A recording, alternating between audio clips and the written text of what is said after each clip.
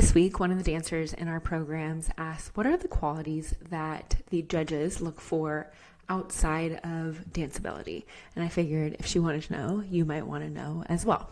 So we're going to go over 5 qualities that the judges or coaches are looking for in you that is not tied to your danceability. First, so when a coach or judge is looking at you, they want to know, can I coach you? Can I trust you? Are you going to show up? And are you going to be committed to this team like all the other dancers who are currently on the team have showed up?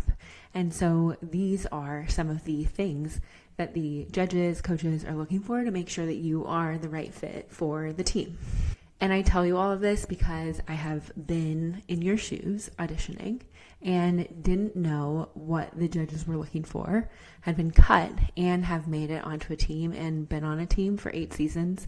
I also was an assistant coach for 3 seasons, and now I judge NFL and NBA dancing auditions. So I'm telling you straight from the source what exactly we are looking for when we are judging you. First and foremost, are you coachable? Do you take note of the feedback that is given to you, and do you apply it right away? Also, I want you to think about, okay, have you taken a prep class and you are given feedback and then you show up to the next prep class? Do you take that feedback and implement it between prep classes and show up better than the last time? Also, you might have made it to semifinals or finals, and if you were lucky enough to get feedback from the coaches throughout the process or explicitly in, hey, here's the feedback for you, making sure that you are able to apply that and before you show up the next time. And coaches really notice, like, did you grow? Did you learn? Did you improve from last time? And did you show up better this next time that I saw you? Also want to think about like how you react when you are given feedback. Do you like retract in and mentally let the pieces of feedback take over? Or do you say, hey, this is great. I am getting to be better and learn and grow and improve. And this is just the coach's way of telling me that they see something in me and they believe in me. And so they're giving me feedback versus, oh my gosh, she hates me. She doesn't think I'm good. I'm never going to make this team, right? What mindset do you have when you are actually given feedback? Because when you are on a team, there's often going to be every single practice getting feedback. Change this, do this. You do this wrong, all these things, right? And so how can you showcase that you are coachable and that you do take feedback well so the judge or the coach can envision you on the team? Because that's truly what they're looking for, is someone who is coachable and moldable. Number 2, professional awareness. So how do you greet people when you are driving into the parking lot, walking through the front doors, and checking in? What does your demeanor look like? How do you interact with every single person in the room? Those things matter. Also, I want to take it back a step further, and if you are emailing in about something, sending a message on the Instagram, asking a question, how do you interact with those around you in every part of the process? Because you don't know who's on the other side of the email or the Instagram, or even the person who is in front of you checking you in.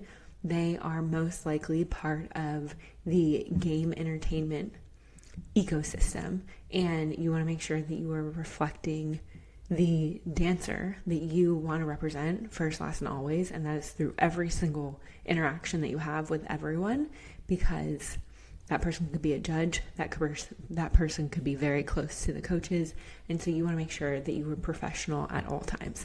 That's also why interviews are conducted, right? You are ultimately auditioning for a dance team. You are also interviewing for a job, right? And so when you think of it as that interview for a position, how do you show up professionally, not as the professional dancer, but as the professional employee when you are representing yourself? Are you on time? How do you communicate with others? How do you check in? All of those things. Do you show that professionalism? And I think that it's often, I think that nowadays we are just so excited that we have the opportunity to get paid to dance and do what we love to do, and we think, oh my gosh, I'm just going to go dance. It is also a job. And so treating it with that professionalism and having that lens of professionalism is so important. Next, you have this like emotional regulation. We understand that stakes are high, emotions are high, right?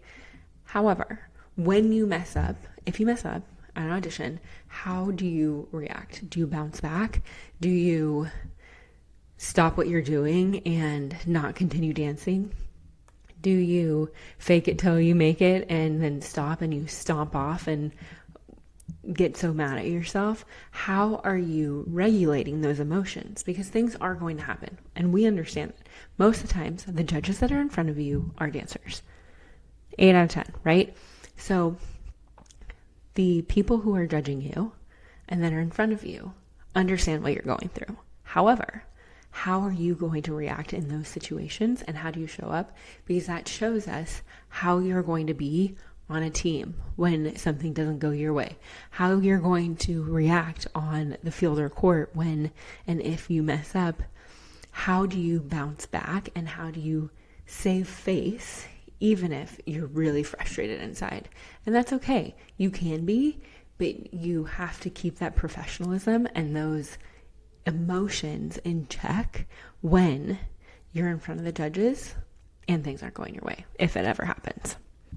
Also, when you think about this emotional regulation, how are you managing your like energy expenditure, right? Are you like straight out the gate hot, and then like at the end of the day, you're totally wiped because you didn't manage your emotions and your energy correctly? That's another thing to think about throughout this entire process. Number 4 is your consistency and reliability. And this comes in a couple different ways, right? So you have your consistency and reliability in the dance form. Do you show up the same every single round?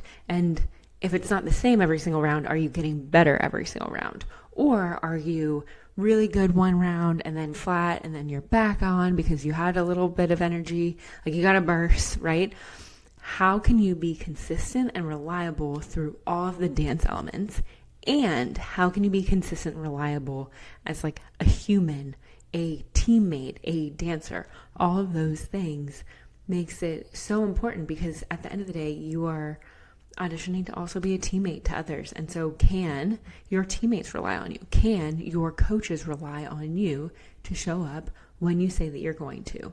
Because you have appearances, you have practice, you have everything going on outside of this dance career, and you still have to be reliable and consistent when you do show up. You leave everything at the door when you walk into practice. And so showing up consistently and reliably is so important as a quality that the coaches are looking for throughout this process. And that's why you have a few days in the audition process, right? You have prelims, you have semifinals, you have maybe interviews and finals and a training camp depending on the team. This is all to see who you are, how you show up, and are you a good fit for this team, this ecosystem, as a dancer, as a person, as a human, as a teammate, and everything in between. And another thing about consistency is this is a long season, whether you're auditioning for NFL or NBA. It is a almost year-long commitment, because you audition, you have minicamp, you start training, you have your season, and then you train again and go back into auditions if you're going to another season, right? Same for NBA. And so you want to have that longevity in mind, and that truly is where that consistency comes in. And so being able to show that you show up correctly, that you put a brave face on, that you do what you say that you're going to do when you say it. Those are all super important things to think about when you are going through the audition process. Lastly, I think this might be one of my most important ones, is being proactive and being resourceful. So I have a story for you. When I was one of the assistant coaches for the Warriors dance team, I used to manage the inbox for the auditions, right? On the audition page, it said whatever the email was to contact if you had questions about auditions. And some dancers would email in and say, send me this. What is this going on? When are you going to be telling me these things? This is where professionalism comes in, and being resourceful and being proactive really comes into play, because you are still interacting with someone from the organization and you don't know who's on that other side of the email. And so when you put thought into an email that you're sending or a message on Instagram, again, like I said earlier, making sure that you're polite, making sure you're respectful, and that you're professional in every single interaction is so, so important. And then you also want to make sure that if you are asking the coach something or sending an email in or interacting with someone, that you've already done the research on your own and you truly cannot find the answer to that question before you ask. I had a dancer the other day. I posted, hey, we're hosting this masterclass at 6 p.m. PST. And she messaged me and said, okay, what time is that in EST? And I messaged her back and I said, hey, I just want to let you know that exact sentence you could have just typed into Google, into ChatGPT, and asked. And this is going to be something that's very important for you to learn when you're auditioning and when you make it onto a team. Because ultimately, you want to make your coach's life easier. You want to only lean on your captains when you really need to. So are you going to just ask any question that comes to your head, or are you going to think about it, look through the emails or any correspondence that's been given to you, research, figure it out on the audition webpage or look on Instagram, do as much of yourself digging first, and then if you truly cannot find the answer, then ask. Because I think we're just so quick to want to get the answer immediately from someone else that we don't even think for ourselves sometimes, think critically. We have access to every single thing at our fingertips, and we've gotten a little bit lazy. And so being proactive and resourceful can be one of the biggest game changers for you if that's not something that you think of normally. And so I just want to encourage you to start being as proactive and as resourceful in every aspect of life, because when you have a job, you're going to need to be resourceful, right? And so this is just a learning opportunity to set yourself up for success, not only now through the audition process, but in the long run in life as well. And these 5 things truly do make you as a dancer and as a human truly stand out throughout the audition process, and the judges and coaches can really see that when they get to know you through that full prelims to finals process.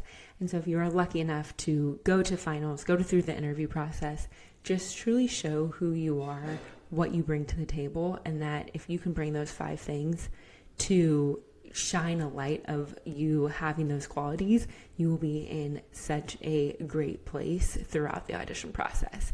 And if you want to know more about what the judges are looking for, I would like to invite you to the 3 Secrets to Audition Success Masterclass. I will be breaking down my top 3 secrets as a judge of NFL and NBA dance teams.